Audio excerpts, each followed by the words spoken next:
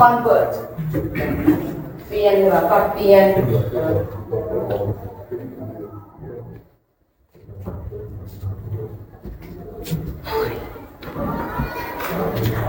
แล้วต่อไปเป็นงานประติมากรรมแกะสลักตรงนั้นน่ะเคยเห็นบ่อยู่ตามวัดว่าอาหารเนาะพระเจ้าจะมีหูปั่นหูแกะหูปัดเนาะหูแต่งงามๆซื่ออันตามผาอันวัดเนาะ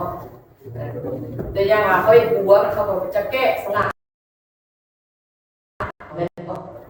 งามๆเลยสลักแกะการแกะสลักเลยน่ะ sculpture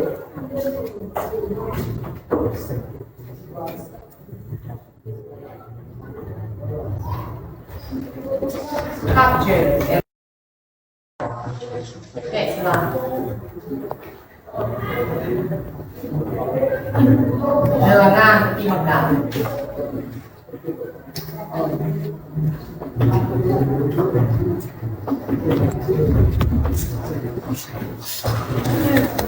ที่มันดัง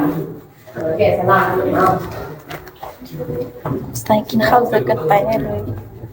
แล้วอีกคำศัพท์สุดท้ายคำว่าเหลืออยู่ยังเหลืออยู่remain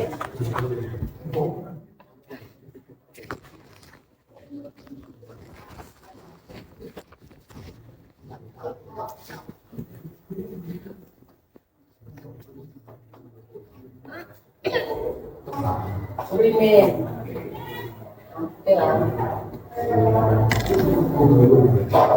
เป็นเพียงนิดนึง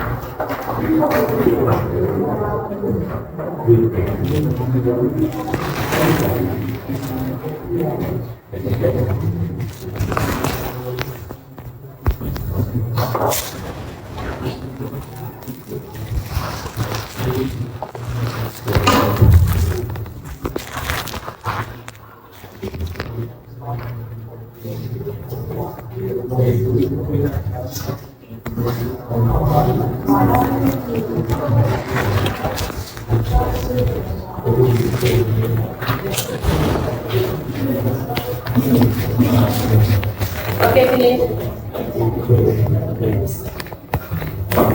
Jadi saya dari sini. Kau pakai apa? Kau pakai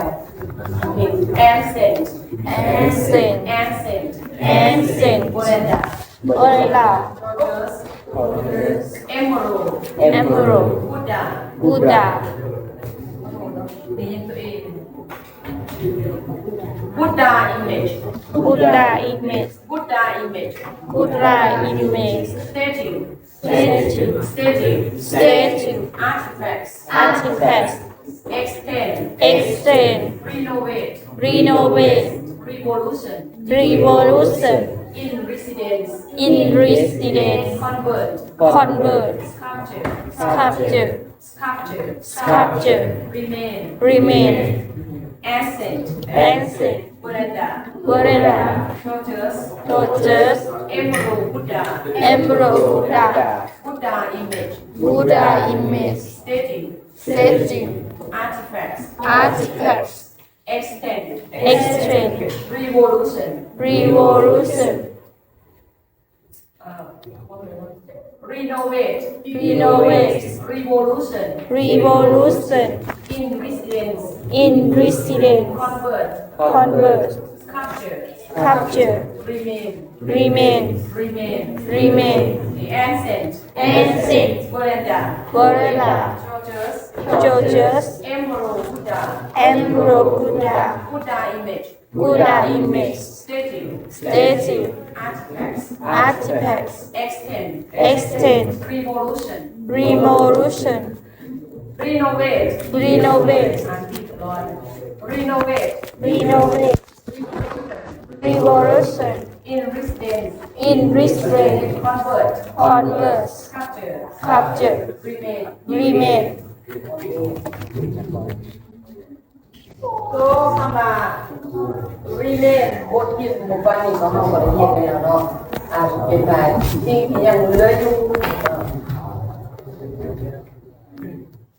อยู่ในนี้ยาบทเรียนนี่ล่ะเนาะ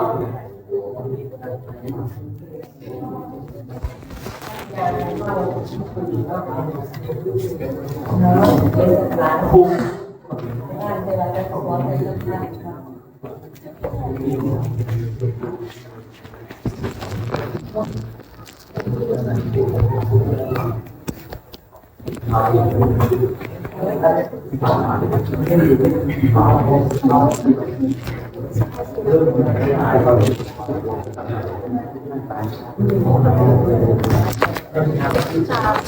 สิ่งแวดล้อม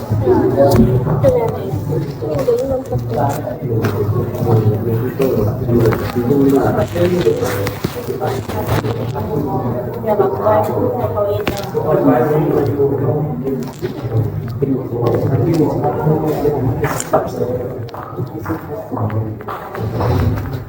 นพ่ออ่านอะไรอยู่บ่คำศัพท์นี่แหละไปที่อ่านเนาะได้ว่าคำว่าเป็นบทที่หน้านี่เลยการอ่านได้ก็เนาะอยู่ในบทเรียนตัวนี้เราจะว่าเกี่ยวกับมันจะเป็น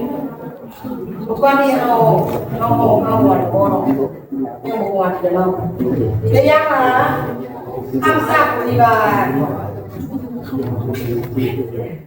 I've never been เวลาเคยได้ยินบ่นี่เขียนเด็กลงแล้ว